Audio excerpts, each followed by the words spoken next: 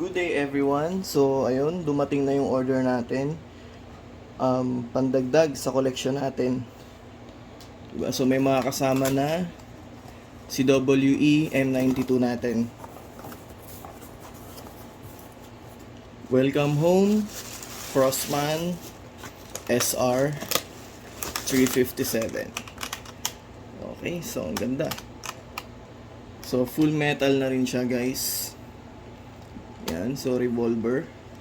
And CO2 powered siya. Unlike kay WE M92, gas blowback siya. Green gas yung gamit sa kanya.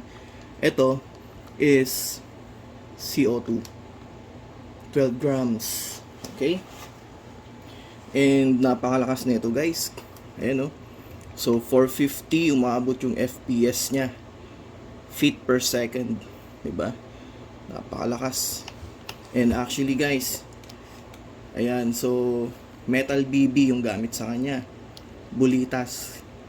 Diba? Unlike sa mga airsoft plastic BBs, ito bulitas. Ayan. So napakaganda. 6 inches barrel. Ayan. Kasama din sa in-order natin, syempre, is itong case.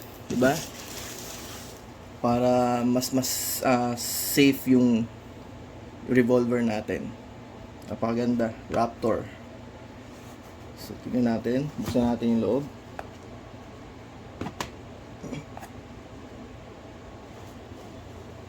Ayan. Nasa loob yung limang 12 grams CO2. Okay, ayan. So, ASG. So, yun. And then, set aside muna natin to.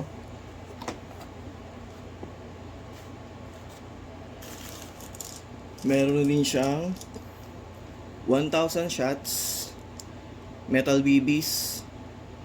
Ayan, so Black Widow. 4.5 mm to, I think. Tama, 4.5 mm. Ayan. So metal BBs. Mas malaki yung bala ng airsoft, guys. Yung puti. Kesa dito sa bulitas. Okay? Umorder rin ako ng silicone oil. Silicone oil. Para sa pang maintenance, syempre. Ayan. So buksan natin si SR357. Ayan. Ganda niya, guys, ang bigat. Ayan. So yun. So ito. Ayan, ganda niya. So double action din to, guys. Kasi 'di ba yung iba single action. Kapag sinabing single action, every time na ipuputok mo siya, kailangan mong i-cock. 'Di ba? Pero kapag sinabing double action, kahit hindi mo na siya i-cock dito, tas diretso na lang dito sa may trigger. Yan. Ganda niya, guys. Full metal. And then dito nilalagay yung CO2. Dito. Yan. So dyan siya. Siguro next time gagawa ako ng nito. Firing test. Okay, so yun.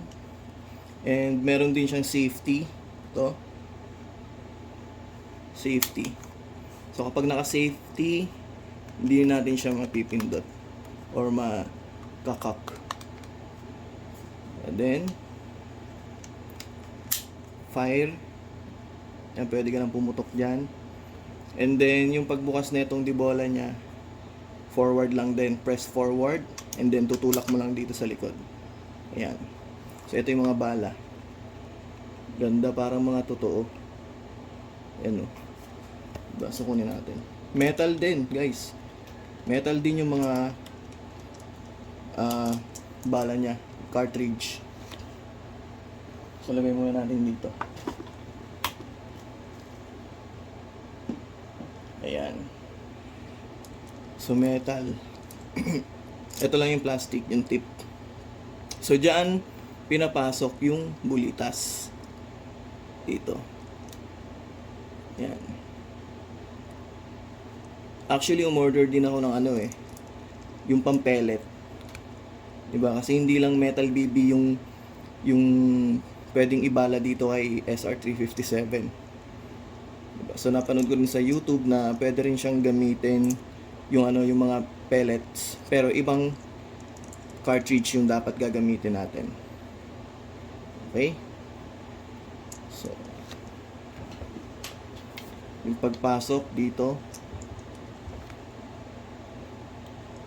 yan. Ganda niya, para siyang totoo. So airgun na siya guys, hindi na siya airsoft.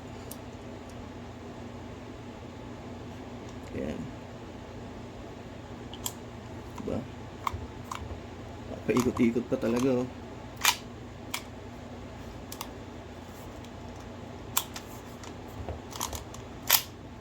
Yun.